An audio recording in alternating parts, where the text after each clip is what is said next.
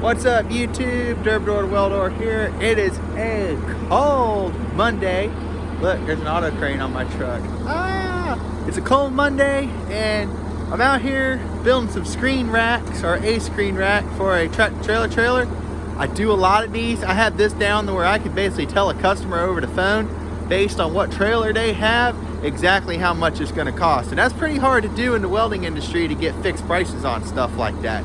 I've done so many, I know exactly what it's going to cost. So I'm going to show y'all how I build these screen racks here. All right, let's go. Here, it's on another truck. It's one I made a while ago, a little different. That right there are screen racks that go on it, or the screens that go on it. So what I do when I make these, I use angle iron. I'm using 2x2 1/8 inch. That other one I built over there was 2.5, 2.5, 3/16. And as I built these, I realized 2.5, 2.5, 3/16 was beyond overkill. So 2x2 1/8. And this also fits a really good budget for the customers, and it's pretty easy to work with, especially cutting and fitting and whatnot. So 2x2 1/8 angle is my go-to, because angle is really easy to work with. See right here, measure it to fit the screen. We measure the screen, add a 1/2 inch all the way around, except for front and back.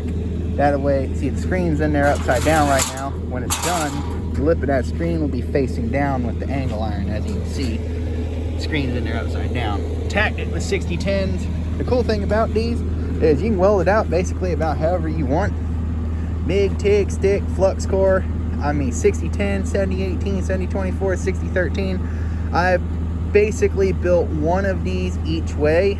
I've stick welded a bunch of them with different rods, 6010, 6013, 6011, flux core 71-11, etc. And have never had a problem with them. So 035, 045 flux core, 035 solid wire, just about any way except TIG, because TIG is just not practical. And they hold up because really they're not under a lot of stress. So this is a really good thing if you're just getting started in the welding industry. This is a great thing because all you need is a stick welder. You know, you see my truck there, you don't need all that. All you need to build these, a generator, a little stick welder, some way to cut these. It can be an angle grinder. I'm using a portaband, but you can do it with 6 inch or a 4.5 inch angle grinder. You can cut these and build them, right? Because it's only 1/8 inch angle iron. You can cut them, and then you just need a handful of clamps, right? So I just get a bunch of these clamps right there. This is how I fit everything up. I don't weld any of this until I have it all fit right. So there's a long piece up there, and one thing you have to do is, if you see these right here, you have to make sure these little ratchet strap wheelie doodads, whatever they call them, you have to make sure that all this is back far enough that these can still slide. Ask me how I know this. I've had to come out and adjust these after making them once, because I had a goof and I completely forgot that those wheelie doodah ratchet strap things were on the trailer. So what I'm going to do next is I'm going to measure the width of this and space these out accordingly.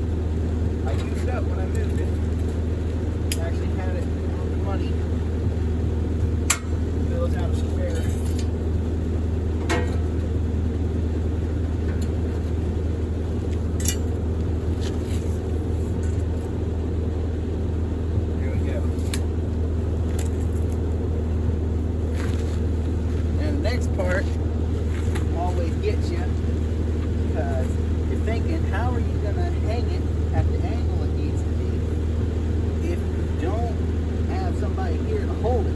Well, I'm going to show you a trick.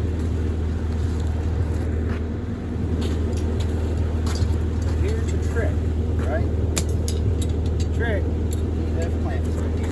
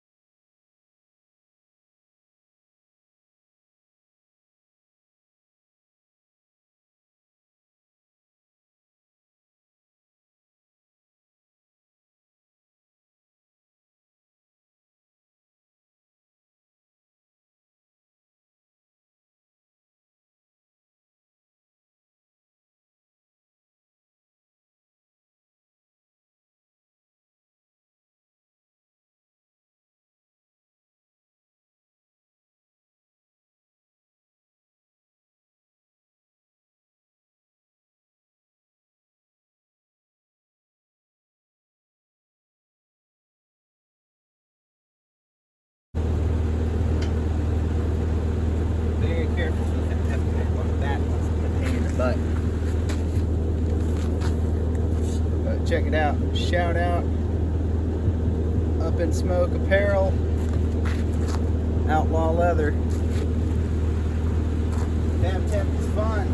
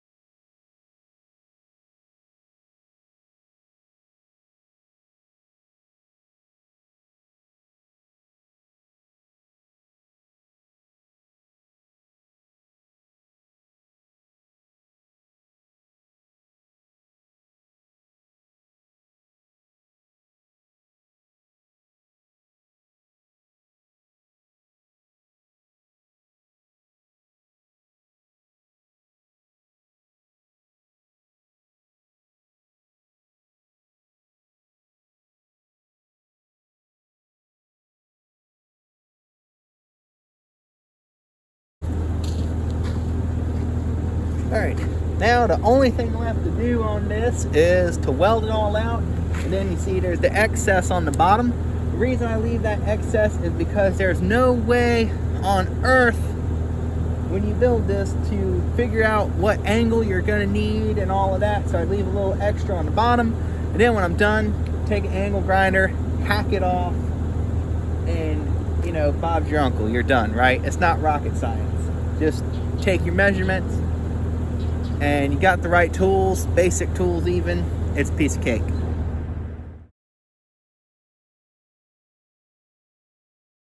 All right, there we go, guys. Here's our finished product.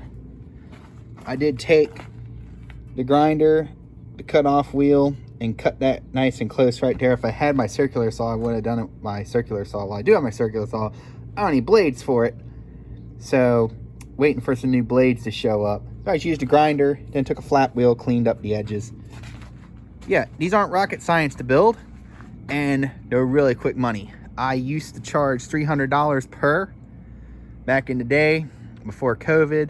Now I charge about $400 per, because it gives me about, it takes about 2-ish hours to build correctly, with given a few hiccups and whatnot that are inevitable.